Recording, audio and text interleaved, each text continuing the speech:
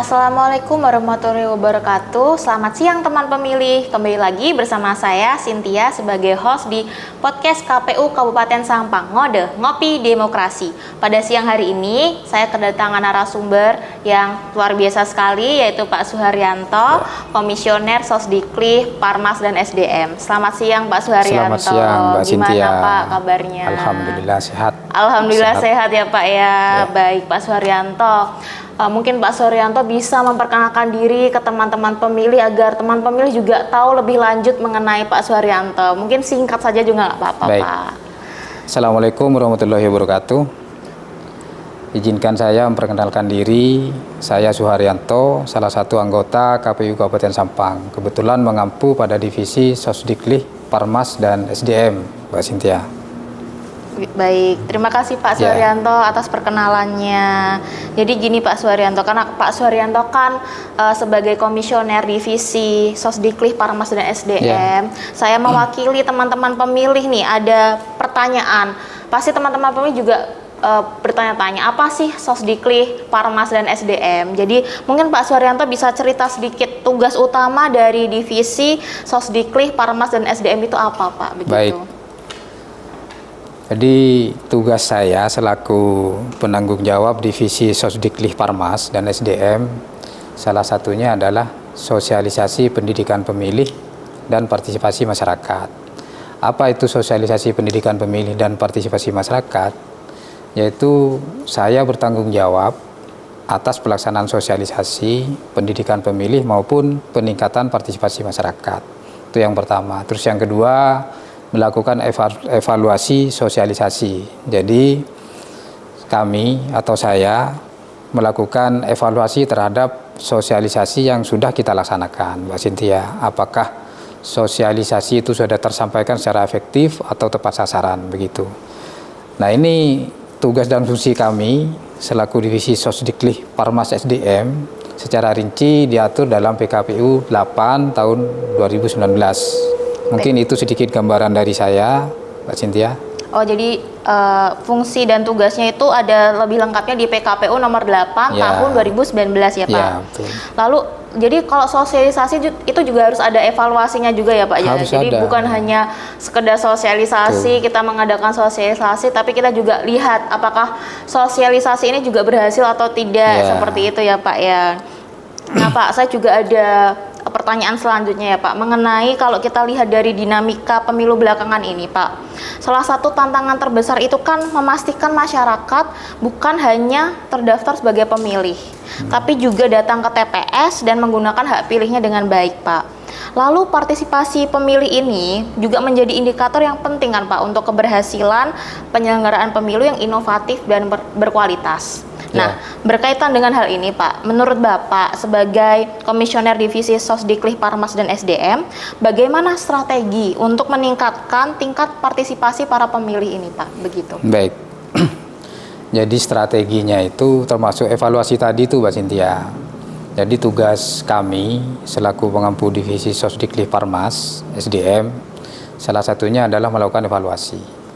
Jadi evaluasi itu akan kita laksanakan sehingga kita dapat mengoreksi diri atau mengevaluasi diri, apa yang kurang, apa yang sudah kita laksanakan, kurangnya di mana, itu kita perbaiki.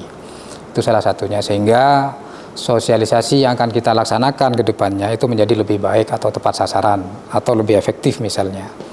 Terus yang kedua, strateginya yaitu menggunakan atau memanfaatkan platform-platform digital seperti TikTok yang lagi ngetren sekarang. Jadi tidak ada yang tua, tidak ada yang muda di Sampang, itu semuanya main TikTok tiap harinya. Iya betul, main TikTok semua. Nah, kondisi itu kita manfaatkan. Kita manfaatkan bagaimana kita menyampaikan informasi kaitan dengan setiap pelaksanaan tahapan pilkada atau pemilu. Juga pemanfaatan media massa seperti media online, media cetak, televisi, radio, itu kita manfaatkan semua untuk menyampaikan informasi-informasi yang semestinya kita sampaikan. Ketika platform-platform digital itu tidak menjangkau pada pelosok-pelosok desa-desa terpencil, kita manfaatkan media radio, televisi.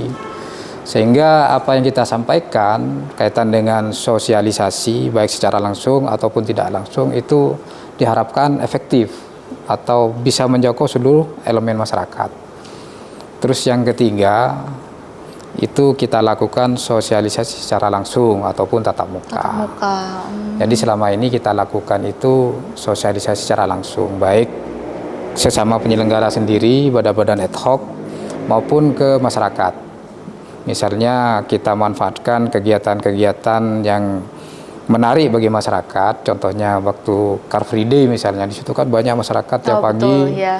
tiap pagi ya, berolahraga, terus istirahat. Jadi kita manfaatkan momen-momen itu untuk kita menyampaikan sosialisasi kepada masyarakat. Ya tentunya dikemas dengan hal-hal yang menarik. Misalnya kita adakan pertunjukan band atau teater, nah itu kita selipkan penyampaian informasi kaitan dengan pelaksanaan pilkada ataupun pemilu ya. Jadi biar audiensnya tuh juga pertama tertarik dulu, baru kita sisipi materi-materi tentang pemilu dan pilkada, biar orang-orang juga tahu mengenai ini semua ya Pak ya. Betul. Biar nggak tahu kulitnya aja gitu, betul. Ya, kita harus bisa memanfaatkan momen gitu. Iya betul Pak, betul. Memanfaatkan kesempatan juga ya Pak ya. Lalu pertanyaan dari saya selanjutnya Pak, adakah inovasi terkini yang digunakan untuk membuat materi pemilu nih biar jadi lebih menarik gitu Pak? Ya tentunya kita sebagai anggota KPU ya harus memiliki pemikiran-pemikiran strategis. Jadi kemajuan-kemajuan berpikir itu harus kita update terus. Oh iya. Kita melakukan evaluasi itu tujuannya seperti itu. Bagaimana kita menciptakan inovasi agar pelaksanaan pilkada pemilu itu bisa menarik perhatian masyarakat pada umumnya, sehingga tingkat partisipasi masyarakat itu diharapkan lebih meningkat.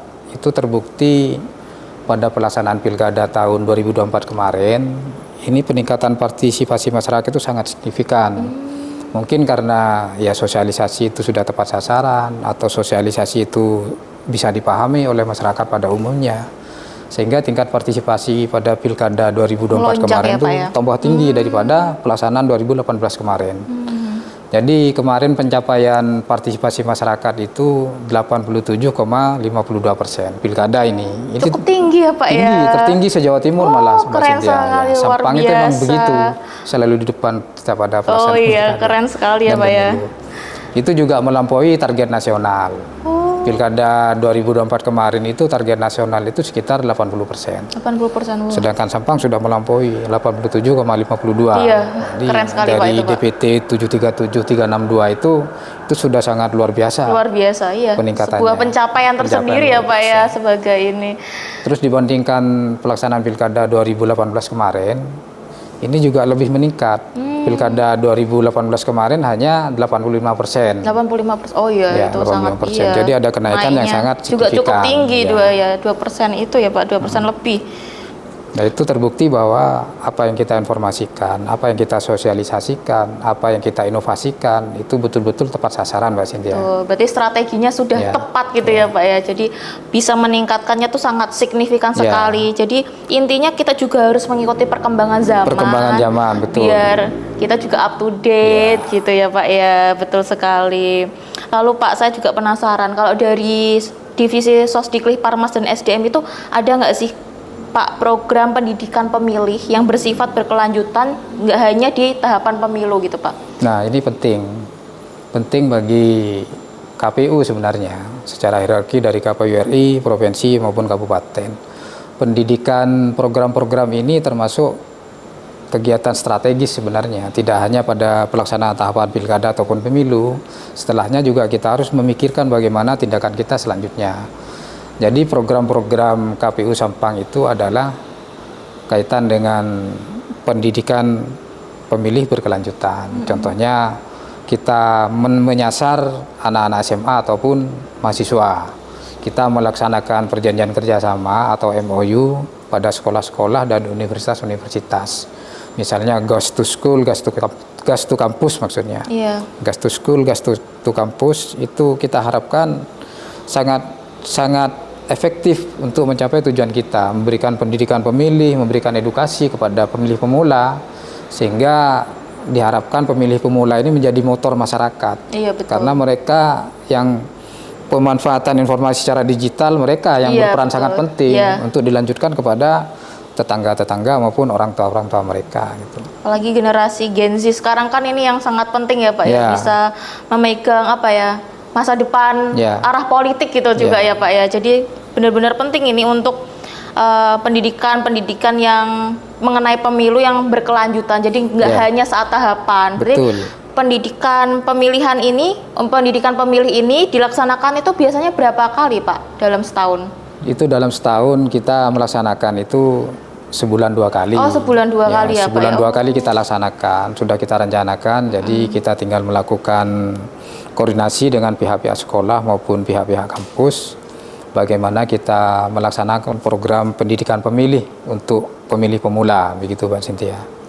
Kalau program pendidikan pemilih ini sasarannya hanya pemilih pemula saja ya Pak ya? Ya. Oh, berarti hanya difokuskan untuk pemilih pemula saja. Berarti untuk yang 17 tahun ke atas yang masih anak SMA, terus anak-anak mahasiswa tingkat awal gitu ya Pak ya? Oh, baik. Baik. Menurut saya pertanyaan saya dari saya tuh cukup itu dulu ya Pak ya. Nggak ada lagi. Mungkin dari Bapak ada closing statement untuk para teman pemilih. Closing statement. Iya, betul. Baik. Jadi closing statementnya itu saya pribadi maupun secara kelembagaan mengajak serta masyarakat pada umumnya untuk terus berperan aktif, untuk terus berpartisipasi, jangan golput, nasib bangsa ada di tangan kita. Luar biasa sekali Pak Suharyanto, terima kasih atas closing statementnya. Terima kasih juga sudah datang Pak sebagai narasumber pada siang hari ini. Berbagi wawasan dan ilmu ke kita dan teman pemilih ya Pak. Oh ya teman-teman, semoga informasi yang dibagikan oleh Pak Suharyanto bisa bermanfaat bagi teman-teman sekalian. Jangan lupa like, comment, dan subscribe video ini dan channel ini, share juga ke teman-teman yang lain, dan jangan lupa follow media sosial KPU Kabupaten Sampang yang lainnya. Kita akan bertemu di episode selanjutnya. Tetaplah terinformasi dan terlibat dalam proses demokrasi. Salam KPU melayani. Terima kasih. Kita memilih untuk